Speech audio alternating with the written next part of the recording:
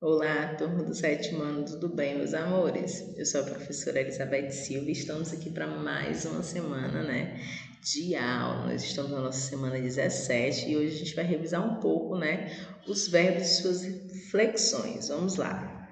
O que é verbo? A gente sabe que o verbo é uma palavra que pode variar em número, pessoa, modo, tempo e voz, indicando sempre as ações, os processos, os estados, as mudanças de estado, as manifestações de fenômenos na natureza. Vamos ver aqui um exemplo bem bacana. O professor ensina. Nós temos aí, uma ação. Eu gosto de língua portuguesa. Nós temos aí um modo. Há muito silêncio na sala. O verbo é o centro, o núcleo da frase. A gente também já aprendeu, Por si só pode constituir uma frase completa. Ouçam, por exemplo. Vós aprendeis rapidamente a lição sobre os verbos nesta aula, Quem aprende, o que aprende, como aprende, onde aprende. Compreenderam? Aí a mocinha lá na cadeira responde: sim, o verbo é o centro da frase, porque todas as restantes palavras se agrupam à sua volta. Gostou aí? Facinho, Falando um pouquinho sobre locução verbal. Sabemos que é um conjunto de verbos que equivale a um só. Exemplo, as crianças estão brincando no parque. Perceba aí, que a locução verbal, nós temos o verbo brinca, de brincar. Então, eles brincam. Nas locuções verbais, conjuga-se apenas o verbo auxiliar, pois o verbo principal vem sempre nas formas nominais, no infinitivo, no gerúndio e participo. Os verbos auxiliares de uso mais frequentes são ter, haver, ser, estar e ir. Quando as locuções verbais é formada pelos verbos ter e haver, mais o participo do verbo principal, temos um tempo composto. Exemplo, o trem já tinha saído, havia saído da estação, O trem já tinha saído da estação ou o trem já havia saído da estação. Tinha saído é a mesma coisa, que sairá. Quanto à função, os verbos podem ser auxiliares, que são aqueles que ligam as formas nominais de um verbo principal, constituindo com elas as locuções. Exemplo, eu estava estudando, eu tinha falado com ela. Já os principais são os verbos de significação plena, nuclear. Exemplo, eu estudava, eu falará com ela. E as suas funções sintáticas, O verbo é a classe de palavras que sintaticamente ocupa o núcleo de um termo essencial da oração. Caso predicado. Essa função é desempenhada pelo verbo nos seguintes tipos de predicado. Núcleo do predicado verbal, exemplo, Lucas come pipoca. Núcleo do predicado verbo nominal, o trem chegou atrasado. Deu para perceber a diferença, Estrutura interna das formas verbais. As formas verbais elas são formadas por uma estrutura morfológica complexa que se caracteriza pela combinação radical de uma vogal temática e de uma desinência moro-temporais e desinência em números pessoas. Exemplo, trabalhassem. Nós temos aí, um radical, que é trabalho, a vogal temática, que é a desinência moro-temporal, que é C, SSE, e temos a desinência números pessoa, que é o M, tá certo? Com relação à posição da sílaba tônica, pode ocupar nas formas verbais, e é interessante observar que ora ela é uma das sílabas do radical, ora ela é a sílaba que está fora do radical. No primeiro caso, a forma verbal é chamada de risotônica, Vejamos aí, trabalhos, nós temos o BA, que é a nossa risotônica, a nossa sílaba, principal aí da frase. Palavra que significa tônica na raiz. No segundo caso, a forma verbal é aritosônica, Trabalhamos ou trabalhará.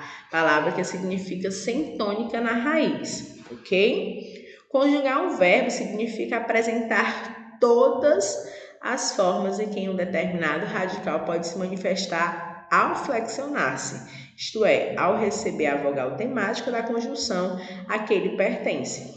As descendências modo-temporais e as descendências número pessoais, certo?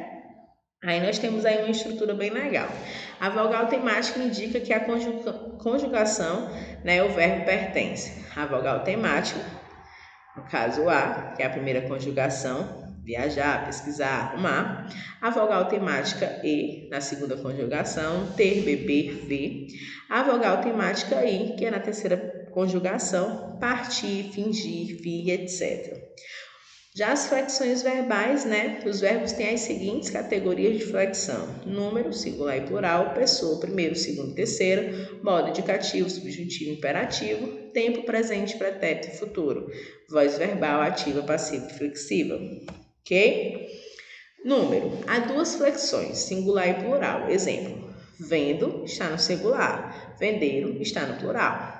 Em pessoa, primeira pessoa, é aquele que fala. Exemplo: eu falo, nós falamos. Na segunda pessoa, é aquele com quem se fala. Tu falas, vós falas. Na terceira pessoa, é aquele que se fala. Ele fala, eles falam. Note que o número e pessoas estão interligados. Eu falo, primeira pessoa do singular, eles falam, terceira pessoa do plural. Ok? Já os modos, gente, os modos verbais indicam diferentes maneiras de um fato ser expresso, né? É dividido em quê? Modo indicativo, que é aquele que indica o fato certo, né? Que expressa certeza absoluta, apresentando o fato de uma maneira real, certa e positiva. Exemplo: ele canta no teatro hoje à noite. Ele come frutas. No modo subjuntivo, é aquele que indica um fato duvidoso, hipotético e incerto. Vejamos: espero que ele volte cedo. Se me falasse, eu te ajudaria. Já no modo imperativo, é aquele que indica ordem, proibição, pedido, conselho, solicitação, mando, etc. E é formado por afirmativo e negativo. Veja: fique aqui. Nós temos aí uma ordem. Não entre na sala. Um pedido. Né? Tomando como ponto de referência o momento da declaração, os fatos expressos pelo verbo, podem referir-se ao momento presente. Né? Aí nós temos aí o tempo, né? O momento em que se fala, o momento em se é passado ou se é pretérito, se é anterior ao momento em que se fala ou ainda ao momento futuro, posterior ao momento que se fala, tá certo?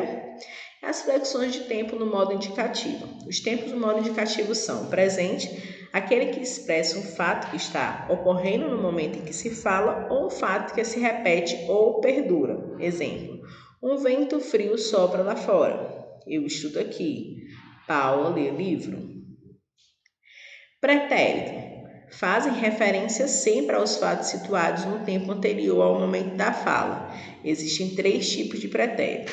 Pretérito perfeito também, né? É aquele que se refere-se a um fato concluído no passado. Exemplo: Cristina comprou o CD. Colombo descobriu a América.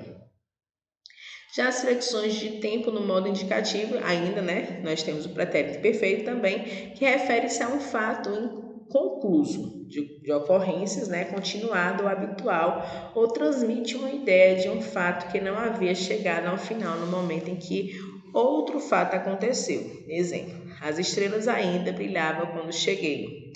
Uma ação interrompida. Eduardo sempre nadava no rio. Ação continuada. Ok? E o pretérito mais que perfeito faz referência a um fato totalmente concluído, o que ocorreu antes de outro fato também já concluído. Exemplo: quando a polícia chegou, o ladrão já fugirá. Quando ligamos a televisão, o jogo já terminará. E as flexões de tempo no modo indicativo também temos o futuro, né? Aquele que refere-se a um fato que se realiza ou pode se realizar depois do momento em que o falante a ele se refere, subdividindo-se em futuro do presente, que é aquele que exprime fato cuja ocorrência localiza-se depois do momento da enunciação. Exemplo: comprarei um carro importado. Haverá um debate entre os candidatos. As formas sintéticas do futuro do presente é pouco usada pelos falantes. O que se observa na fala e também na escrita informal é a ocorrência de uma forma perifrástica constituída pelo verbo ir, no presente indicativo mais o infinitivo do verbo principal, certo? Perceba. Amanhã farei uma prova importante. Amanhã vou fazer uma prova importante. O futuro do pretérito indica um fato futuro, mas relativo a um outro no passado. Veja, você nos disse os documentos viriam. Você nos disse que os documentos viriam. Observação. Indica situação hipotética, muitas vezes associadas às condições, né? Que se não forem cumpridas, impedirão sua realização. Exemplo, compraria o carro se tivesse dinheiro. Outra observação importante, que exprime educação e gentileza. Você faria isso por mim? Aí a gente tem aí, né, uma expressão de incerteza. Ele teria coragem de denunciá-lo? Aí a gente já exprime a suposição. Os ladrões estariam à procura de joias? Também de incerteza. Os tempos do modo subjuntivo são o presente, né? Aquele que tem sentido persuasivo, expressando o desejo de que algo se realize, um fato incerto. Exemplo, talvez eu viaje no feriado. Suponho que ele esteja em Roma. O pretérito perfeito, aquele que expressa a possibilidade de um processo contínuo no passado. Exemplo, a falta de dinheiro não permitia que ele estudasse. Se estudasse, passaria no vestibular. E no futuro, né, que indica a possibilidade de realização de um fato em momento futuro. Exemplo, quando comprovar sua inscrição, será inscrito. Se eu fizer a análise, vou melhorar. Há emprego no sentido do imperativo, né? O modo imperativo ele expressa ordens, pedidos, súplicas, pode assumir uma forma afirmativa ou negativa. O imperativo negativo tem sentido equivalente ao imperativo afirmativo. Trata-se, na verdade, de uma ordem negativa, porque se determina o que não deve ser feito.